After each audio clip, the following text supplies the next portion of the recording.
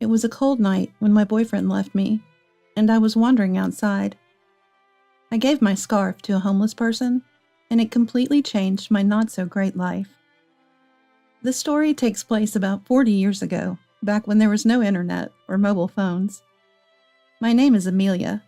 I was 18 at the time, a senior in high school from a small town, dreaming of Los Angeles. One day, a group of 3 young men from Los Angeles arrived at my family's bed and breakfast. Naturally, we became friends. Just the fact they were from Los Angeles made them all seem so wonderful. They appeared 30% more charming. One of them, Caleb, and I got especially close, and we snuck away together on the night of a local festival. In a quiet alley behind a park, I experienced my first kiss. Caleb was 20, 2 years older than me. He lived alone in an apartment in Los Angeles. He worked as a sports instructor in Beverly Hills. He was average-looking, but tall and well-built, which made him very attractive. I knew it was just a summer romance, but when he left, he gave me his phone number on a piece of paper, telling me to call if I ever came to Los Angeles. I treasured that note, hiding it in my wallet. My parents probably expected me to help with the family bed and breakfast after graduating high school, but I defied them, and almost like running away from home, boarded a plane to Los Angeles. I was foolish, reckless, adventurous, not thinking about the future, I realize now. When I called Caleb, he was quite surprised, but came to pick me up at the airport. "Can't believe you actually came. Where do you want to go? I'll show you around." I wanted to see Hollywood in Los Angeles, a place I knew only from TV and magazines. Caleb said, "Leave it to me," and took me there. The streets were crowded with people walking incredibly fast, everyone fashionable and seeming to have fun. It was a Sunday, and we even encountered some celebrities in this celebrity-rich culture, which got me super excited. Caleb teased me for being a hick and embarrassing. But in reality, there were many other young men and women just like us sightseeing.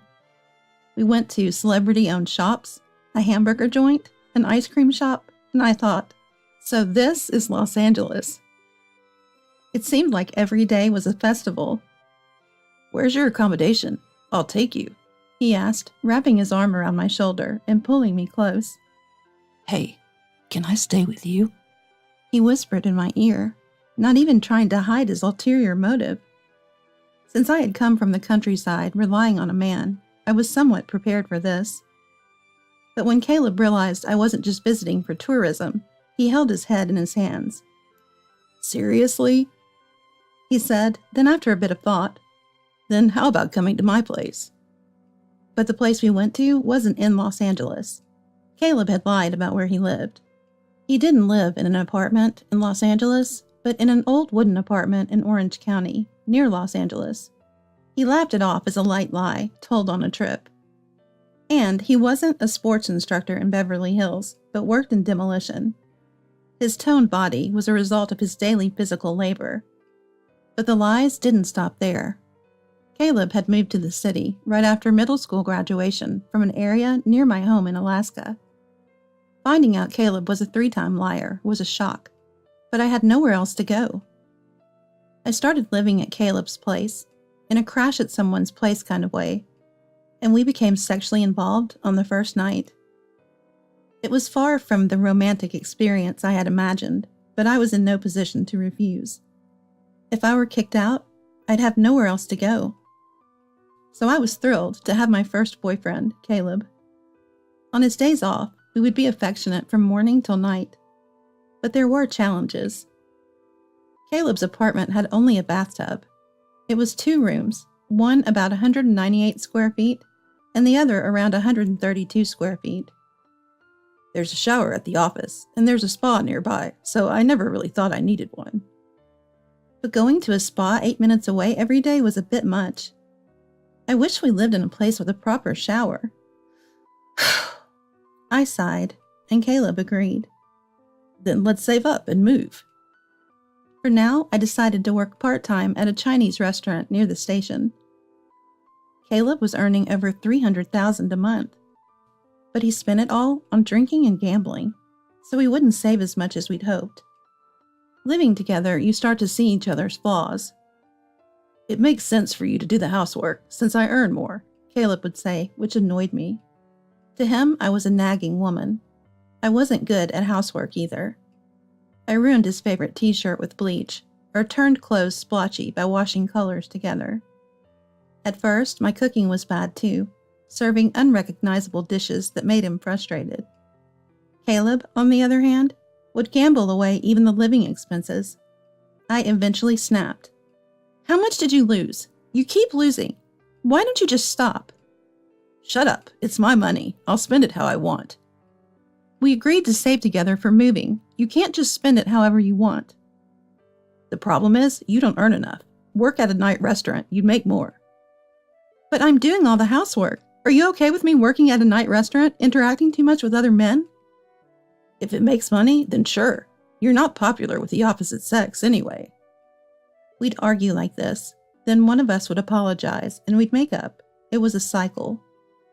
In a place far from home, without many acquaintances, we only had each other to rely on. We were a mutually dependent, dysfunctional couple. One month, my period was late. I had never been late before, so I told Caleb. His reaction was, "What? A baby? No way, it's too soon. Please, let's skip this time. It's better for both of us if we're married first, right? Let's get married once we've saved enough." The word marriage swayed me, but I yelled, "Then be responsible and use contraception." Caleb was never cooperative about contraception. The next day, my period came, and I realized I wasn't pregnant. But after that, things between us became awkward. Caleb started coming home late, often after drinking. He'd go out to play cards or poker, sometimes not returning home at all. We had started living together in the spring. Now our first winter together was approaching. I went to a craft store, bought wool, and knitted a scarf for Caleb. I remembered a popular book from my childhood about a poor couple who go to a spa using hand towels as scarves.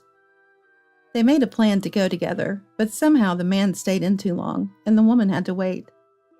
It's kind of like us now. I felt a little intoxicated as I identified with the story and myself. In the story, they live in a boarding house, about 10 feet by 10 feet. 10 feet by 10 feet, that's so small. Yeah, we're richer than them. We laughed. Thinking back on those times, I wish we could go back to how we were then. Thinking this, I decided to knit a scarf for Caleb as a gift. "Hey Caleb, we both have tomorrow off, right? Let's go to the spa, then grab some pizza and beer on the way back." I thought it was a pretty appealing plan, but Caleb's response was unenthusiastic. "I'm good. Why don't you go by yourself?" "What's up with you? You seem down. Lost at gambling again?" "I won't get mad. Let's go together." I was in a good mood. Having just finished knitting the scarf, I planned to give it to him when we got back from the spa. Plus, we were about to reach our goal of saving $10,000. A little celebration wouldn't hurt. Despite his reluctance, I dragged Caleb to the spa. Shoot. I might have made him wait too long. I wonder if Caleb's mad. My hair was still damp, but I hurried out of the spa. Caleb was waiting, hands in his pockets by the entrance. "Sorry, did you wait long?" He glanced at me, then looked away. "Are you mad? I said I'm sorry." "Amelia, I've met someone else. Can you move out of the apartment?" It took me a moment to understand what he was saying. "What? Are you joking?"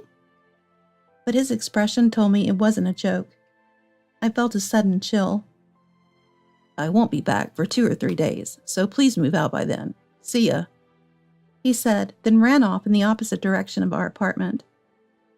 I stood there stunned for a while. Returning to the apartment, still unable to comprehend the situation, another tragedy awaited. My banking and ATM cards were gone. Damn it! I didn't know whether to be angry or to cry. All I knew was that my fiance had betrayed me, left me, and taken all my money. Unable to bear being alone, I wrapped the scarf I knitted for Caleb around my neck and went outside. Thinking about it, I realized I had no acquaintances other than Caleb, and people from my part-time job, despite having moved to the city. What was the point of leaving my hometown? I felt utterly alone in the world. The neon lights near the station were decorated in Christmas colors. Everyone seemed happy. Suddenly, I sensed someone behind me and turned to see a homeless person collecting cans. In the cold December air, life on the streets must be tough. I took off the scarf and handed it to the man, saying, "Here, you can have this." I was surprised at my own action. Then, I ran back home. The next day I stayed in bed, hoping it was all a dream. Maybe Caleb would come back laughing. Of course, that didn't happen. Even if I wanted to leave, I didn't have the money to rent another apartment. All I had was less than $200 set aside for living expenses. There was a knock, but I ignored it, thinking it was probably a newspaper subscription salesperson. But the knocking persisted. "Enough with the newspaper!" I yelled. "It's not about newspapers. Can we talk for a moment?" A calm voice replied. I thought it might be a religious solicitation, but at that moment I was too arrogant and self-centered. I thought maybe I could vent to the religious person at the door. When I opened it, a man in his 40s wearing an expensive suit stood there, holding the familiar scarf, the one I had given to a homeless person yesterday. "Your kindness was appreciated, but I'm not comfortable with handmade items like knitted scarves. They carry too much of the giver's emotions," he said, returning the scarf to me. I was utterly confused. Do scarves filled with emotions turn into monsters over the years? I did give that scarf to a stranger yesterday, but I don't remember giving it to you. I hadn't seen the man's face well since he was wearing a hood, but he definitely wasn't dressed this finely. "Oh, that. It's just a hobby of mine." A hobby? This made me even more confused. How did he know where I lived? "You work at the Chinese restaurant near the station, right?" That was true, but "I've seen you around the station. I went to your restaurant, and they told me you had the day off. I checked for your address, lying that I was your uncle coming to check on his niece from the countryside." He said this with a smile. Suspicious much? But he seemed harmless. Probably. "By the way, did something happen? You gave a handmade scarf to a suspicious man, and now you look like you've been crying. If it's okay with you, I'll listen." His unexpected offer and kind tone made me let my guard down. I didn't care if he was a religious fanatic or a weirdo. I invited him in, served him coffee, and poured out my heart. "I understand. Let's go," he said after hearing my story. Go? Where to? "To your ex-boyfriend's workplace. Let's get your money back." Outside, a fancy car was parked, blocking the narrow alley. A well-known foreign car. Even I recognized it. Maybe this guy is dangerous. But I was starting to find it all intriguing. A hefty demolition supervisor told us Caleb would be back from the site soon, so we waited in the meeting room. "What did that jerk do?" The supervisor must have been confused. A well-dressed man in a luxury car and a young, unremarkable woman just showed up together? Caleb returned, and upon seeing me, yelled, "What the hell? You?" The man stood up and calmly said, "The $10,000 you took belongs to her. Give it back to her." "What? Who the hell are you?" I wanted to know that too. "I don't have the money anymore.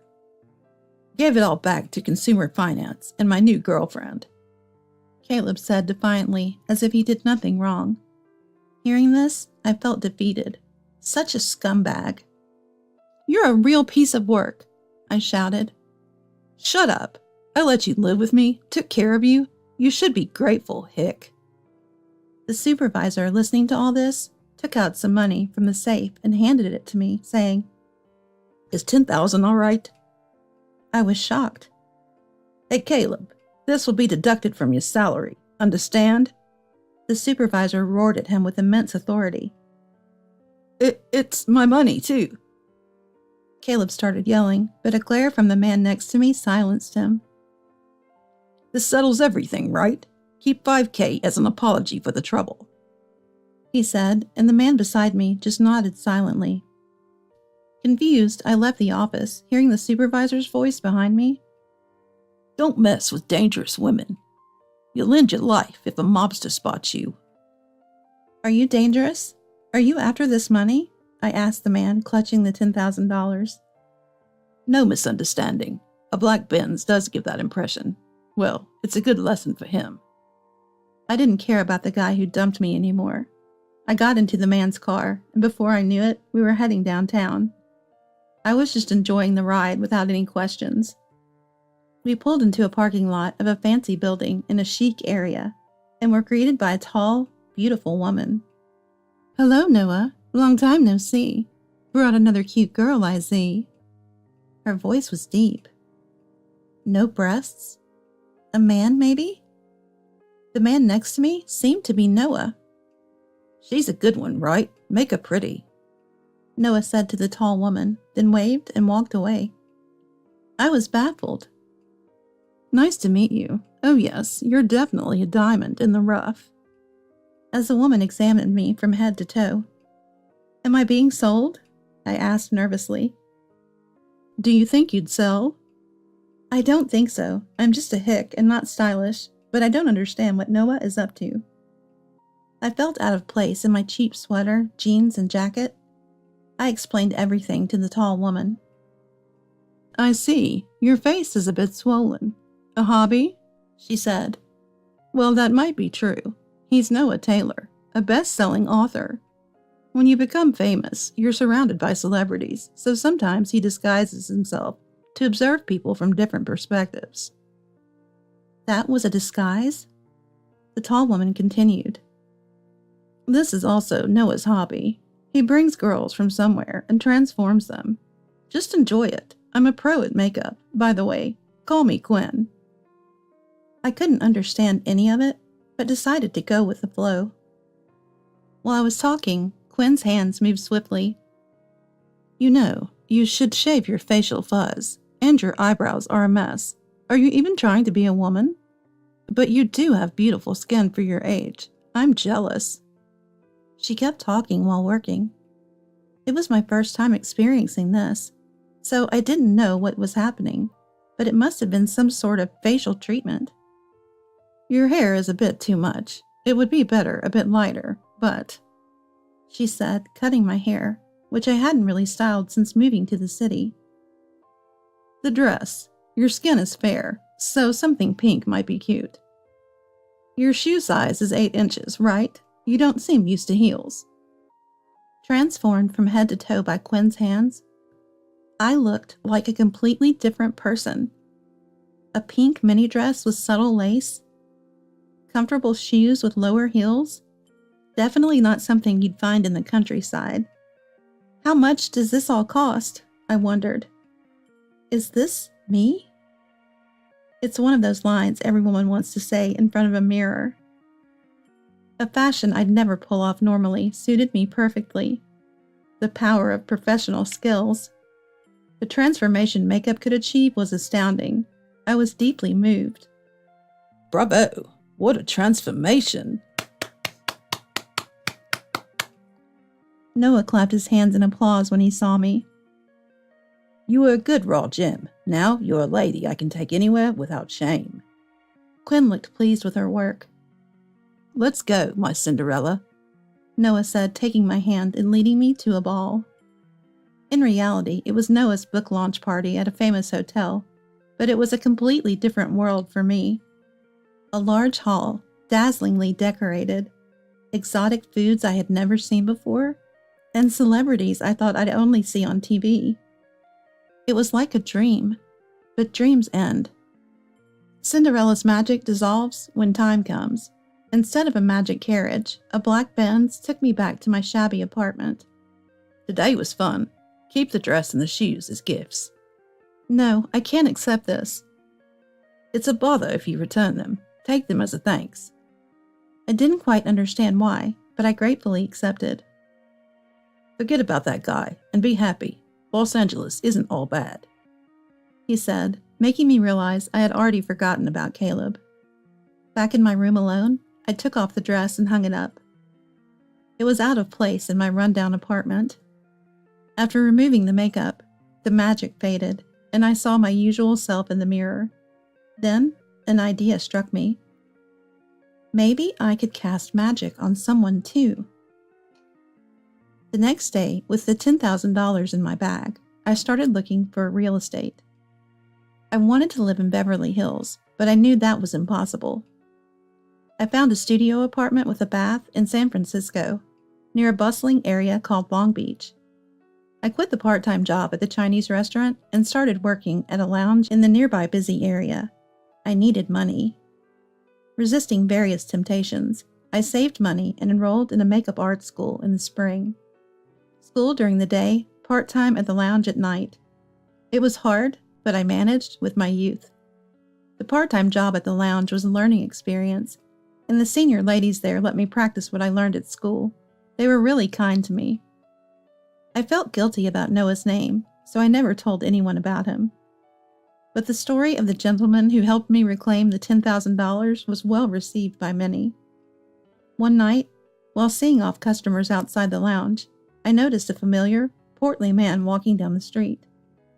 It was the demolition supervisor from Caleb's workplace.